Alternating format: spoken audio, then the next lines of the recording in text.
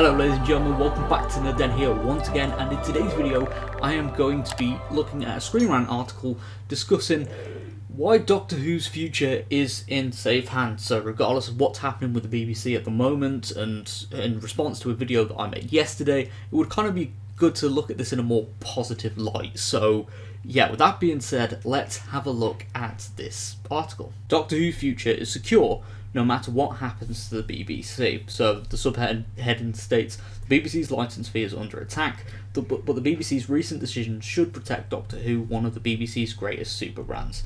The BBC is under increasing financial pressure, but Doctor Who's future will be secure nonetheless. So yeah, the main argument of this article. The British media landscape is very different to the American one, largely because of the existence of the BBC. It is a public service broadcaster primarily funded by a licence fee that everyone in the UK who owns a television is legally required to pay.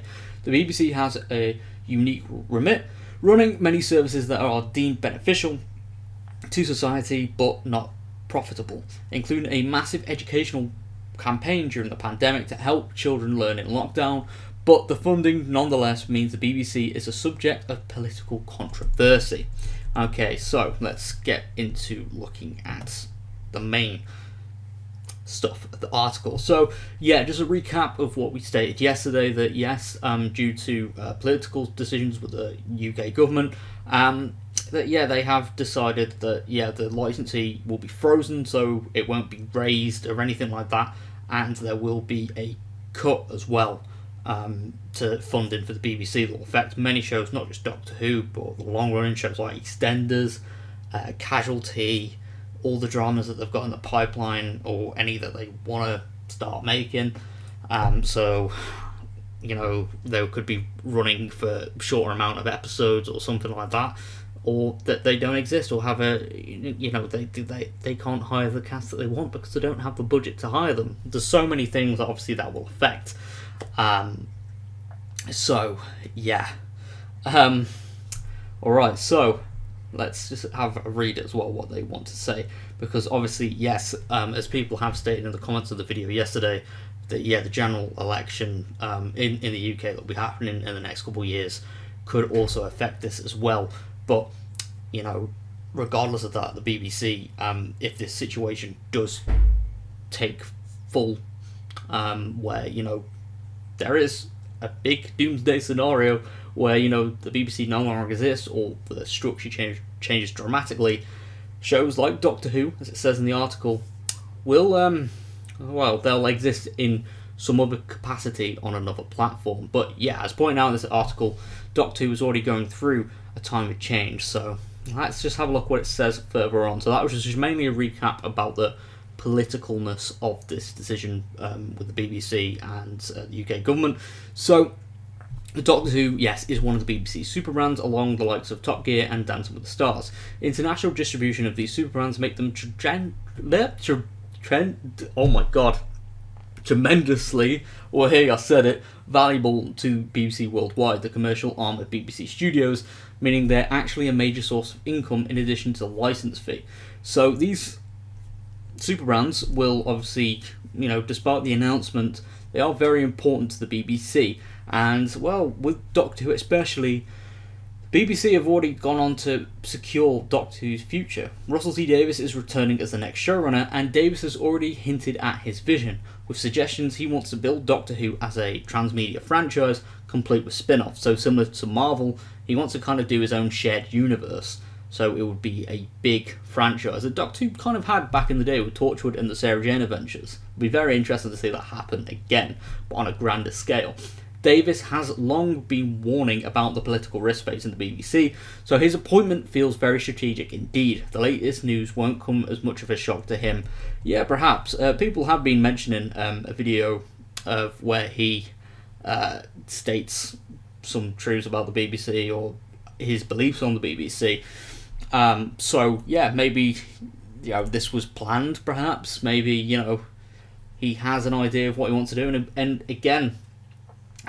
He is going to be making Doctor Who, obviously in co-production, obviously with the BBC and Bad Wolf Productions, Bad Wolf Studios. So pretty exciting there, and maybe they get the full rights to Doctor Who if worst case scenario the BBC no longer exists. But I don't know. I feel like, especially with this Bad Wolf company now being owned by Sony, I think the budget is there to not only make Doctor Who better, but also keep Doctor Who on screens and obviously build this shared universe. So it's very nice to see.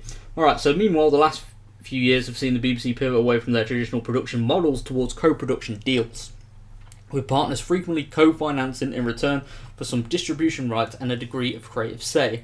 This has allowed the BBC to create much more expensive shows at a time when their own finances are stretched. The Night Manager, for example, had a cost of a reported £3 million per episode at a time when the UK broadcaster budgets for primetime dramas rarely exceeded 700 to 800,000 an hour. Wow. It's striking then that the announcement of Davies' return was accompanied by the news that Doctor Who would be subsequently co-produced by Bad Wolf Studios, although the details of this particular deal are unknown. Still, it's reasonable to assume that there's a degree of co-financing involved. This could potentially allow Doctor Who to compete in an age of Disney Plus and obviously Netflix and all the other big streaming sites, which according to the departing showrunner Chris Chibnall is the main commercial priority for the show at this time. So all in all, Doctor Who is in safe hands. And as I did try to say in yesterday's video, that there are signs that Doctor Who will probably exist beyond the BBC, if I'm being completely honest. I think Doctor Who is such a big part of UK culture now. You know, it's nearly been on TV now for 60 years, and it's still pulling in viewers. I know the TV climate's changed, and yes, some fans have turned away from the show, but regardless, if it's not the main TV show, there's comics, there's Big Finish audios, video games, the constant reruns, the re-release of the classic box sets, merchandise as well has been flying off the shelves. I do think that Doctor Who is in safe hands, especially with Russell T Davies coming back. So pretty good news indeed. So just to add my own thoughts to this article, it did a lot of recapping about the news, obviously with the license fee and how the BBC have received massive cuts from funding, obviously from the UK government, and how this might be a doomsday scenario. But regardless of what happens with the BBC, I do think shows like Doctor Who, that are household names and are a big part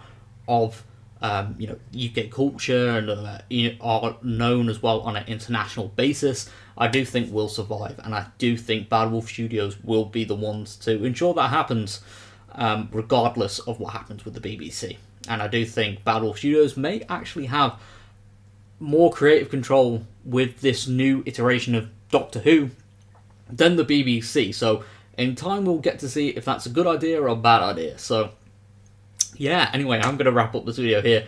If you are new around here, be sure to subscribe for more nerdy content, as we are on the road to 3,000 subscribers, which I would love to reach by the end of April next year. But with that being said, thank you very much for all the support, and goodbye for now.